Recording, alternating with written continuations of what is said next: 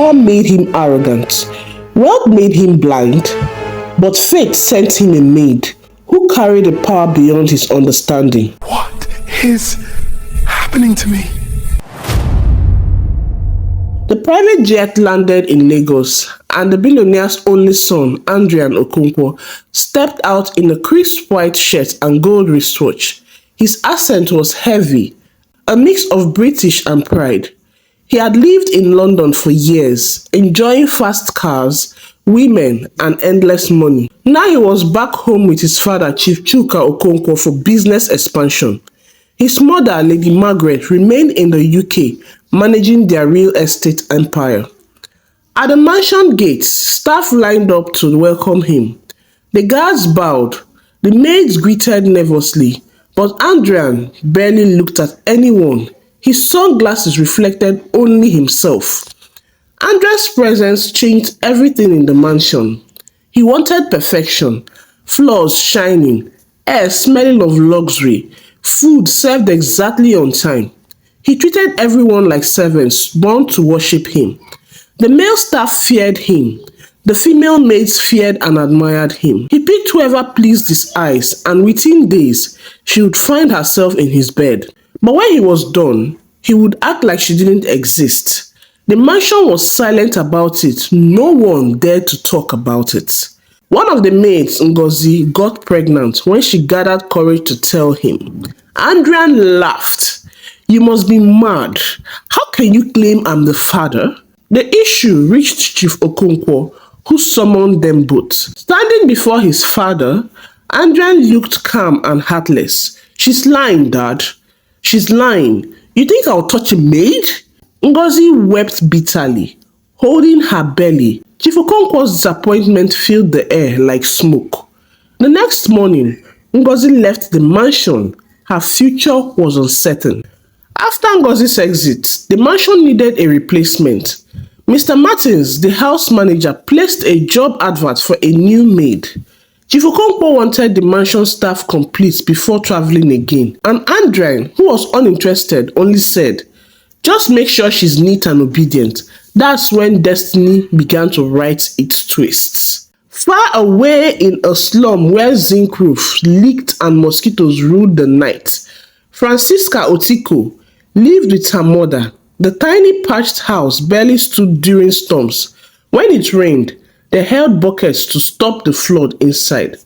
Francisca was young, dark-skinned, and naturally beautiful. The kind of beauty that shone even in hardship. She sold garri in the market with her mother, their only source of survival. One evening, Francisca stirred a pot of soup outside their small home. Her best friend, Lillian, came by, full of excitement. "Guess what? I got a cleaning job in the city. The pay is small though, but at least it's something." She told Francisca about another job opening at a big mansion. "You should go for it, you know," Lillian urged. Francisca hesitated. "Me? A maid? Girl, abeg, swallow that pride. Hunger doesn't respect beauty," Lillian replied. That night, Francisca discussed it with her mother. With tears and hope, her mother said, "Maybe this is the chance God will use to lift us." The next morning, Francisca wore her cleanest gown and borrowed her friend's shoes.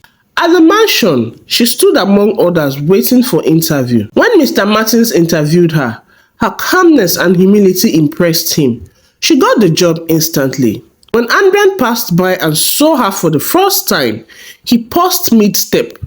She wasn't the type he usually met. Her beauty was quiet, her aura unshaken. Francisca started work immediately. She cleaned, cooked, and washed with diligence. Unlike others, she never tried to get Adrian's attention. She avoided his eyes, focused on her task, and greeted him only when necessary. That calm confidence bothered him. He was used to women who melted when he looked at them. Adrian decided to test her. He dropped his keys purposely, expecting her to pick them up. But she didn't. He complimented her looks. She only smiled politely. He asked her to serve him dinner alone. She sent another maid instead. For the first time, Adrian felt something new. Rejection. One night, After returning from a party, Adrian was drunk. He called for Francisca to bring him water. When she entered, he smiled lazily. "You're beautiful, you know that?" "Thank you, sir," she said and turned to leave. He grabbed her wrist. "You don't walk away from me." She looked at him squarely. "Please don't touch me, sir." That tone, calm but sharp, sobered him instantly. He released her hand. For the first time, he felt shame. The other maids started gossiping. Francisca would soon join the list. Just wait first. But weeks passed, nothing happened. Adrian avoided her, yet couldn't stop thinking about her. He would watch her secretly. The way she smiled at old staffs, the way she prayed before eating, the way she carried herself with grace despite her uniform. For days, the mansion had turned cold for Francisca. Ever since she refused Adrian's advances, he had become her tormentor. He found new ways to humiliate her daily. If she served the meal, he would push the plate aside. If she brought his water, he would snare. "What happened to the glass with the balanced bottom? Why bring this cheap one?" Before anyone could react, he would pour the water all over her body, watching her shiver as cold drops rolled down her uniform. Francisca would walk away quietly, her fists trembling. She would go to a corner, sink to the floor, and let out a silent scream, the kind that came from deep pain she refused to show anyone. She told herself to endure. She needed the job. But deep down, she knew no one had the right to treat her like dirt. One evening after dinner, Francisca stayed back to clear the dining table. The chandelier lights glowed softly above, the air thick with silence. She was lost in thought, quietly stacking plates, when Adrian walked in, talking on his phone. He passed behind her, but she didn't notice. He stopped and turned back, his pride flaring. "So you didn't see me, huh?" She froze, turned slowly and said calmly, "No, sir, I didn't see you." Her tone wasn't rude, but it wasn't submissive either. It was fearless. And that alone made Adrian's blood boil. "You didn't see me," he repeated, stepping closer. "Do I look invisible to you, maid?" She looked straight into his eyes, something no one ever dared to do. "Sir, I said I didn't see you." Before she could move, his hands flew across her face. The slap echoed through the mansion. Francisca staggered back, her eyes wide, her chest rising and falling fast. A deep rage built inside her, something ancient, buried, uncontrollable. Her breath grew heavy. Her pupils widened until her eyes looked almost red. The plates on the table rattling slightly. A cold wind passed through the dining room, though all windows were closed. Andrea's smirk faded. What's happening?" he whispered. Before anyone could answer, his face began to swell. Slowly at first, then fast. His jaw expanded. His eyes puffed up. His veins bulged. He fell to the floor, screaming, clutching his face in horror. My head! Help me! Please!" Francisca's body trembled violently. She screamed, not out of fear, but out of the rage that had finally escaped her. Her voice didn't sound human anymore. It was deep, echoing, filled with energy that made everyone in the house run for cover. The maids screamed and scattered. One of them fainted. Even the guards outside heard the chaos and rushed in, only to freeze at the sight. The billionaire's son on the floor, wailing in pain, while the maid stood still, glowing faintly under the chandelier light, her hair floating slightly as if blown by an unseen wind. Mr. Martins, the house manager, ran into the dining hall, trembling.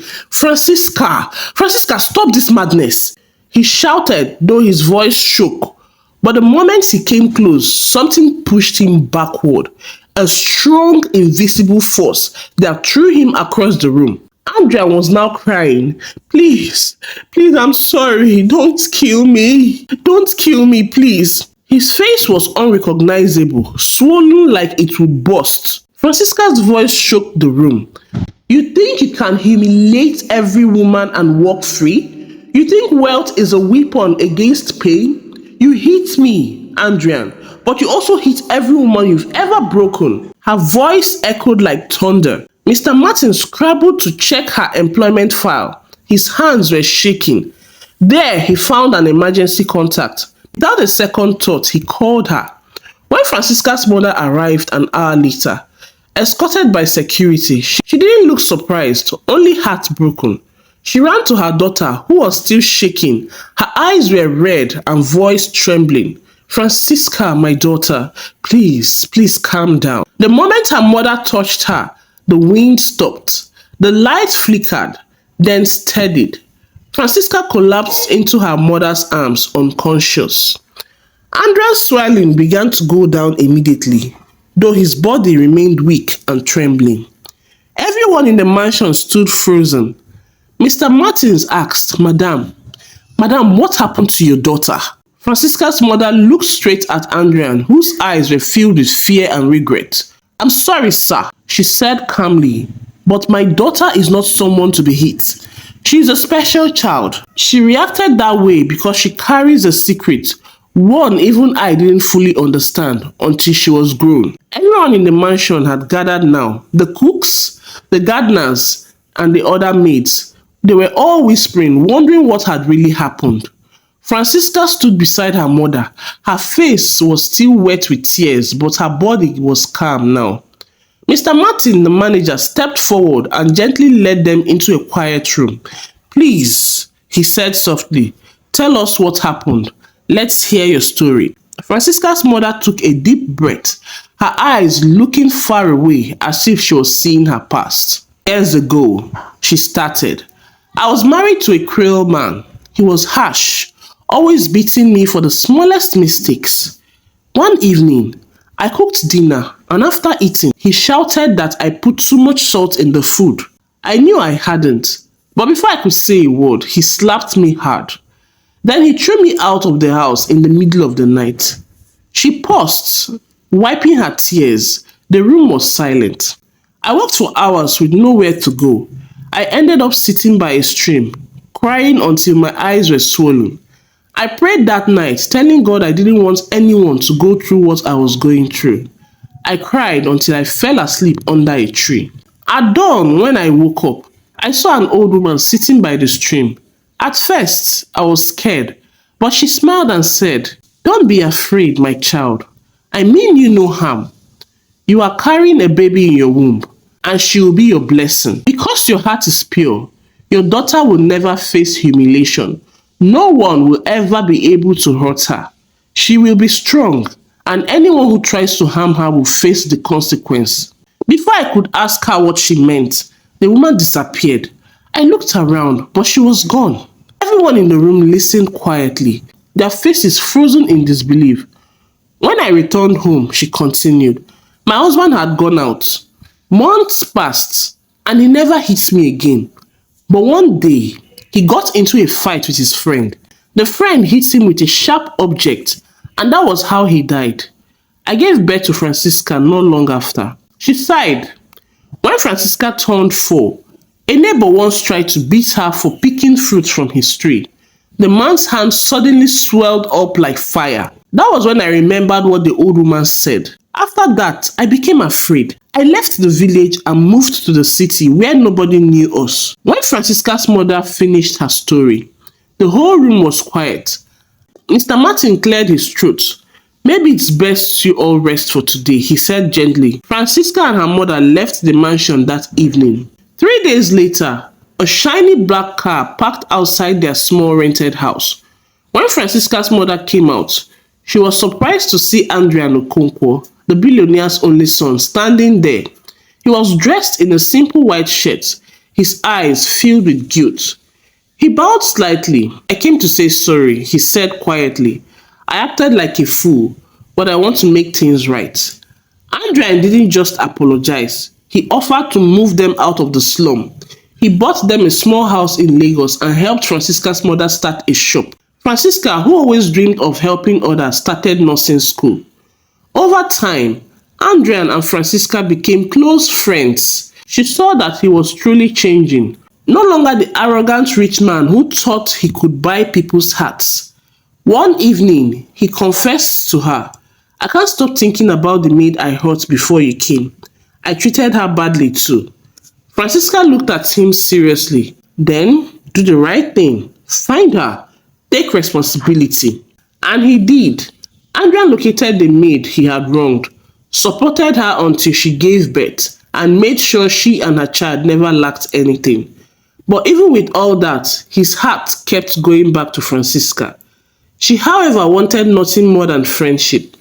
"Let's just be friends, Adrian," she always said. "You still have a lot to learn." Months later, Adrian traveled back to London to stay with his mother. He had learned his biggest lesson, that money and power mean nothing without respect and compassion. He sent Francisca a message before leaving. "You were the only one who showed me what true strength looks like. Thank you for being my match." And that was how the billionaire's son, who once slept with every maid he hired, finally met the one who changed his life, not with beauty, but with strength, grace, and mystery. I hope you enjoyed the story. Please, if you loved it, give the video a thumbs up, share with your loved ones, subscribe to the channel if you haven't, and leave an amazing comment. Till we meet again, besties, stay safe and remain blessed.